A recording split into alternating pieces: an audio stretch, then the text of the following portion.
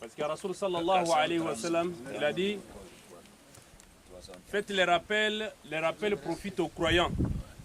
Il a dit, faites les rappels, c'est-à-dire il faut vous faire les rappels profitent aux croyants. Vous voyez des personnes qui sont là, nous tous, 3 personnes, le troisième il arrive, nous tous nous allons partir un à un. Mais chacun fuit à cette réalité. Chacun n'imagine pas que mois prochain, l'année prochaine, je serai parmi nous. On fuit à ça. On programme 10 ans, 20 ans. Mais en réalité, nous tous qui est ici, dans 10 ans, dans 20 ans, qu'on veut ou ne veut pas, l'un de nous, quelqu'un va partir. Donc l'imam, il est là, il va nous faire un rappel pour nous parler l'importance de compagner à notre frère, pour parler l'importance d'assister ton voisin, d'assister ton frère quand il est dans les malheurs. Inch'Allah, notre imam, prédicateur, imam Aboubakar Siddiq Sangaré, Inch'Allah, il va nous dire quelques mots. Soyez attentifs, fermez le portable 5 à 10 minutes ou mettez le téléphone à vibreur, ça ne vous prend rien. Tout de suite, tout le monde va fuir pour partir à la maison et ils sont là. Et nous tous, on sera comme eux. Inch'Allah. الحمد لله نحمده حمد الشاكرين ونستعينه ونستعيذ بالله ونعوذ بالله من شرور أنفسنا ومن سيئات أعمالنا من يهديه الله فلا مضل له ومن يضلل فلا هادي له وأشهد أن لا إله إلا الله وحده لا شريك له وأشهد أن محمدا عبده ورسوله صلى الله عليه وسلم. J'atteste qu'il n'y a de Dieu digne d'adoration qu'Allah et que Mohammed est son serviteur et son messager. Son dernier messager, meilleure créature, le seul messager envoyé vers l'humanité tout entière, Mohammed Rasulullah sallallahu alayhi wa sallam. Chers frères et sœurs ici, chers frères, alors qu'Allah vous récompense et qu'Allah vous paye pour tout ce que vous avez fait. Si on voit la récompense que Allah ou les anges en train de noter derrière chacun de nous, on allait demander même de faire toute la journée ici. Mais malheureusement, c'est quelque chose d'invisible. Beaucoup ne croient pas alors aux choses invisibles, mais c'est une réalité. Aujourd'hui, nos parents qui sont partis aujourd'hui, alors ils sont partis, ils sont là et tout de suite, Dieu a déjà ordonné aux anges de retourner avec leurs âmes pour placer l'âme dans chaque corps ici, pour répondre aux questions. Alors des 2 anges qui vont venir tout à l'heure pour poser des questions, il faut répondre des questions.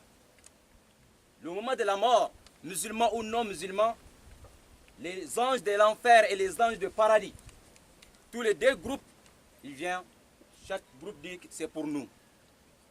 Alors, il faut maintenant l'intervention de l'ange Gabriel ou le moment où la personne va rendre l'âme. Si l'âme est sortie et la personne il a toujours la foi, la croyance dans son cœur, alors ce sont les anges de miséricorde qui vont récupérer l'âme. Lorsque l'âme va sortir du corps de la personne,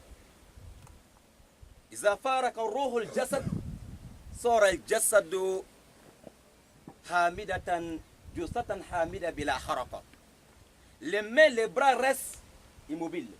Les yeux, il ne peut plus tourner les yeux. Et la bouche, la langue, et tout reste parce que l'âme est partie. Parce qu'il y a 2 choses que Dieu a créées, l'âme et le corps physique. Lorsque on met les séparations entre les 2 matières, autrement dit, l'âme ne peut rien faire seul, le corps physique aussi ne peut pas faire le mouvement. Les mouvements, l'âme, les anges vont accompagner l'âme, premier ciel. Arrivé au premier ciel, si la personne, c'est quelqu'un qui a rendu l'âme avec la foi, le premier ciel, la porte s'ouvre, les anges vont passer avec. Avec les bons odeurs, accompagnés avec les anges de miséricorde d'Allah. Alors, monter premier, deuxième, troisième ciel. arrivé à un niveau, lorsqu'il voit la miséricorde d'Allah subhanahu wa ta'ala, quelques temps plus tard, la personne même qui est partie, il ne sait même pas d'abord qu'il est mort. Il ne sait même pas. Sauf le moment où il voit que les frères, les sœurs, les parents commencent à pleurer. Notre parent est parti, notre parent est parti. C'est là il dit, oh, donc je suis mort. À ce moment, l'âme a déjà fait retour. Maintenant, l'âme, lorsqu'il sort du corps, il reste d'abord en haut. Il ne sait pas d'abord ce qui s'est passé. Mais quand il voit que le voisin commence à pleurer, il vient, il va essayer de te toucher, il ne peut pas. Il te parle, il voit que tu n'entends pas ce qu'il lui dit. C'est là, lui, comment il comprend maintenant que là, ça c'est alors un long voyage qui vient de débuter. Lorsque l'homme fait déjà le va-et-vient, Dieu donne l'autorisation lorsqu'on vient mettre la personne dans la tombe. C'est pour cela que l'islam recommande. Lorsque une sœur ou un frère croyant musulman est décédé, alors fais les choses rapidement. Parce que il a tout ce qu'il a fait dans la vie présente. Il a travaillé, il était dans le chantier. Il faut aller se reposer. Évitez de garder le corps longtemps s'il n'y a pas des excuses valables. Parce que la personne commence à dire, mais pourquoi vous êtes en train de me retarder? Mais nous on n'entend pas, on ne voit pas. Et lorsqu'on met la personne ici, Dieu dit aux anges, alors revenez avec l'âme. L'âme vient, il voit, il entend tout ce que j'ai dit à ce moment. Il voit, il entend, et tous les bruits qui se passent ici. Ceux qui sont au téléphone, il entend tout. Il dit, toi aussi ton jour viendra. Oui. Ceux qui ont des rendez-vous, on est pressé, pressé. Ton jour viendra. Ici, nous voyons ici 4370, 4371, 72 peut-être c'est moi. N'est-ce pas? Chacun de nous doit mettre ça dans la tête. Marchons toujours avec la mort à côté. Et l'âme est déjà là. Wallahi, l'âme est déjà dans la tombe. Ici, pendant qu'on est en train de parler, il y a Munkar wa Nakir qui sont en train de s'approcher. Ils attendent seulement qu'on finisse. Lorsqu'on dit c'est fini, merci, merci, alors il va dire, bon, monsieur, nous avons seulement 3 questions. Madame, nous avons 3 questions. Alors, il faut répondre toutes les 3 questions correctement pour être parmi les gens du paradis. Qu'Allah facilite à nos frères. Chers frères, c'est dans la foi. Ici, Wallah, il faut qu'on fasse très attention. Ici, les gens qui sont partis depuis notre père Adam, il est encore dans la tombe, on peut faire d'abord le jugement. Moïse est passé, Abraham est passé, et tous, le jugement, ce n'est pas encore fait. Le prophète Mohammed est parti il y a 1400 ans. Alors il est là, il nous attend. Le jugement, c'est un seul jour. Un seul jour. Dernier jour, Yom al-Akhirah. Yom al-Taqabun. Yom al-Haqa. إذا زلزلت الأرض زلزالها وأخرجت الأرض أثقالها وقال الإنسان ما لها يومئذ تحدث أخبارها بأن ربك أوحى لها. À ce jour, les jours de jugement dernier, ceux qui sont partis depuis, ou les derniers, alors tout le monde, alors la terre va trembler d'une violence tremblement et tout le monde sortira. Première personne à sortir, c'est le prophète Mohammed sallallahu alayhi wa sallam. Ici, alors on voit l'ange Gabriel avec Burak et quelques anges accompagnés pour venir alors vers le prophète Mohammed alayhi wa sallam. À ce jour, l'ange Gabriel dit, Dieu, avant, je connaissais là où se trouve la Mecque.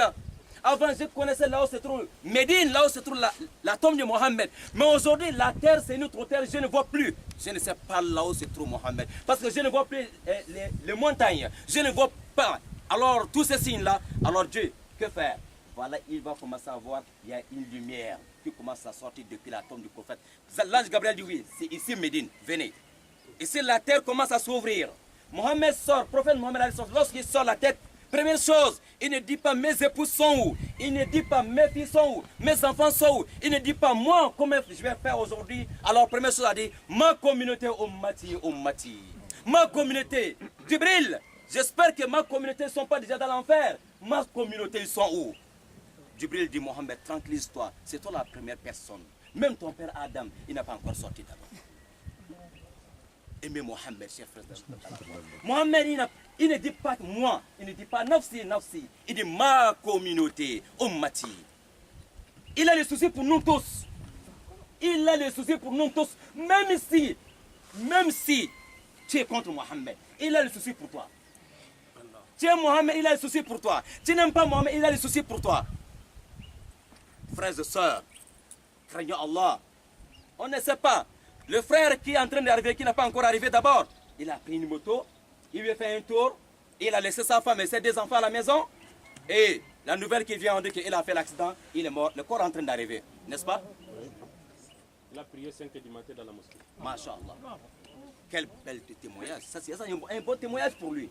Bon, si ton dernier jour, on dit que tu as dormi dans le bar, ton dernier jour, tu as dormi dans les boîtes de nuit, ton dernier jour, tu as dormi avec une fille qui n'a pas ta femme, mon frère, ma soeur, mon frère, craignons Allah, ces jours-là, lorsque Mohammed va sortir, alors on va nous demander, on va rendre les comptes. On n'est pas venu sur la terre pour s'amuser. On n'a pas venu. Les diables nous trompent. Satan nous trompe. Au jour des jugements derniers, les humains disent, Dieu, voilà Satan là-bas, il faut le châtier, celui qui nous a égarés. Satan va dire, toi, un peu de respect, tu m'as déjà vu. Tu as fait 60 ans sur la terre, tu m'as déjà vu. Tu as fait 20 ans sur la terre. Un jour, est-ce qu'on s'est déjà vu comme ça en face? Tu vas dire non. Il dit, mais pourquoi tu m'accuses? Tu as vu les imams, tu as vu le Coran, et tu as vu la parole d'Allah, tu as écouté la parole d'Allah, tu as fait quoi avec ça? Moi que tu n'as pas vu, tu m'as écouté. Et pourtant, tu pries derrière les imams tous les jours, on te dit la même chose, tu n'écoutes pas. Les satans invisibles que tu ne vois pas, tu l'écoutes. Il va dire, ne m'accusez pas. Il faut accuser ta propre personne. C'est ça que Satan va dire au jour des jugements derniers. Alors nos parents qui sont là, première question, les anges viendront dire, Mar Rabbuka, qui est ton Seigneur? Si tu avais beaucoup de dieux à côté, si tu avais beaucoup de dieux que toi-même tu ne peux pas compter, beaucoup de gris à gauche et à droite, beaucoup de dieux, s'il y a un problème, on va aller voir, il y a tel charlatan là-bas, il y a tel marabout là-bas, mon frère, il faut avoir un seul Dieu unique pour répondre les questions alors correctement. Si tu arrives à dire, Allah est mon Seigneur, tu n'avais qu'un seul Dieu unique. Si tu n'avais qu'un seul Dieu, tu vas répondre à la question, on dit, Masha'Allah, c'est bon, il te reste maintenant Dieu. Deuxième question, on te demande, alors, parle-nous du prophète Mohammed alayhi salam. Prophète Mohammed, parle-nous de Mohammed. Alors, si tu avais accepté Mohammed comme dernier prophète, tu vas dire Mohammed, c'est l'envoyé de Dieu, dernier prophète. Et que la paix d'Allah soit sur tous les prophètes et les messagers. Et Mohammed est mon messager, yani, c'est son chemin que j'ai suivi parce que lorsque tu es derrière Mohammed, ça veut dire que tu es derrière tous les prophètes que Dieu a envoyés. Si tu as aimé Mohammed, ça veut dire que tu aimes Jésus, tu aimes Moïse, Isa et tous. Un musulman doit aimer tous les prophètes. Ce sont des frères. Si tu dis j'aime Mohammed, je n'aime pas Jésus, tu n'es pas musulman. Là, nous faisons bayna adin, mais Rasuli. Et alors, lorsque tu avais accepté Mohammed, ça veut dire que tu as accepté Jésus. Parce que Jésus a dit dans son sauf, je vais vous annoncer la bonne nouvelle. Après moi, il y a un prophète qui viendrait, il s'appelait Ahmed. C'est Mohammed. Si tu aimes Mohammed, ça veut dire que tu aimes Jésus. Si tu aimes Mohammed, tu aimes Moïse. Alors, tu vas répondre bien la question. Et c'est bon, il te reste maintenant. Dernière, quelle est ta religion? Après l'arrivée de Mohammed, c'est l'islam. Mohammed est venu parachever les choses. Un exemple, alors, banal peut-être. Un président, il va envoyer son ambassadeur au Gabon pour un mandat de 4 ans. Après le mandat, alors l'ambassadeur va dire, bon, moi je vais rentrer, il y a X qui va venir me remplacer, vrai ou faux? Lorsqu'il va rentrer, le nouveau ambassadeur qui va venir, si tu dis non, moi je ne reconnais pas le nouveau ambassadeur là, c'est l'ancien que je connais. Ça veut dire que tu n'as même pas respecté le président qui a envoyé tout le lieu. On est d'accord?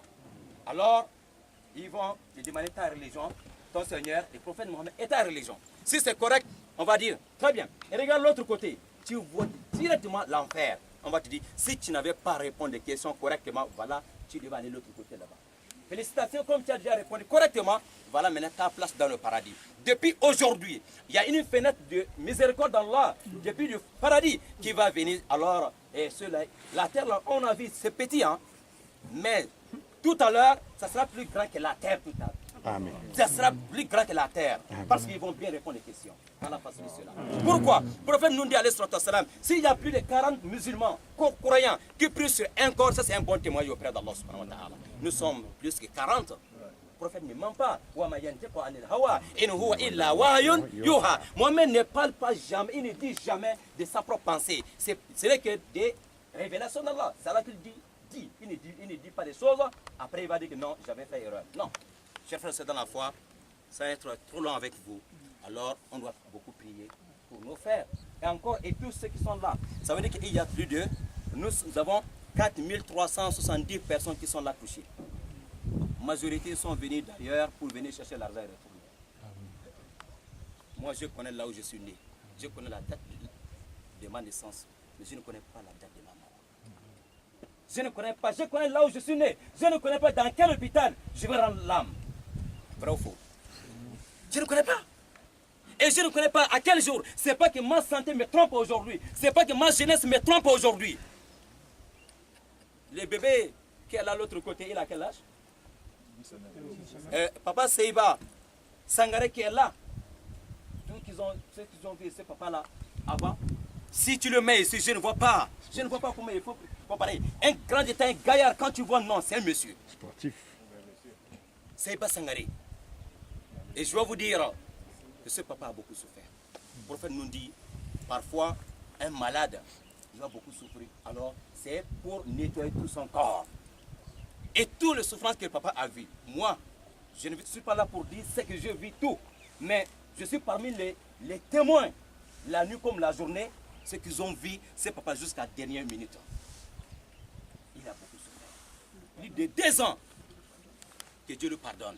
Et la souffrance qu'il a fait, que ça soit vraiment la purification totale pour lui et tous nos frères ici, et les sœurs aussi, qu'Allah les pardonne, et qu'Allah les pardonne, qu'Allah les pardonne tous. Inch'Allah, quand on va retourner, alors lui, il entend maintenant les bruits de nos babouches. On est venu, les amis, les collègues, on est venu. Tout le monde va partir. Il n'y a pas un ami qui va dire, moi, je vais faire le premier jour à côté de lui. Personne. Tout le monde va partir. Donc, ne regardez pas que les frères sont là. Il faut imaginer que demain, ça peut être mon tour. Ils vont me laisser. Ma femme ne peut pas dire qu'elle va venir faire le premier jour à côté de moi parce que c'est difficile. Mes enfants, non. Mes amis, non. Ceux-là que je les ai donné beaucoup de moyens, ils ne peuvent pas dire qu'on va faire le premier jour à côté de lui pour l'accompagner. Est-ce qu'on a mis la lumière? Non. On a oublié même les matelas et les ventilateurs. C'est son travail. Les vrais ventilateurs ici, c'est le travail qu'ils ont fait. Les vrais matelas, c'est le travail qu'ils ont fait. C'est pour ça, un musulman, on n'a pas besoin de faire des dépenses inutiles. Parce que ce qu'il a déjà fait, tous les matelas qu'on va acheter là, c'est déjà là. Il vient de paradis. Et ça soit comme ça, Inch'Allah. Allah nous pardonne, Allah nous guide, Inch'Allah. Donc nous allons faire les doigts. Et chacun, le prophète nous a dit, chacun fait les doigts. Chacun fait le doigt individuellement. C'est ça qui est recommandé par le prophète Mohammed sallallahu alayhi wa sallam. Chacun prend peut-être 1 minute alors pour former les prières dans son cœur et pour tous les frères et sœurs qui sont là et surtout de nouveaux arrivés. Qu'Allah nous pardonne tous.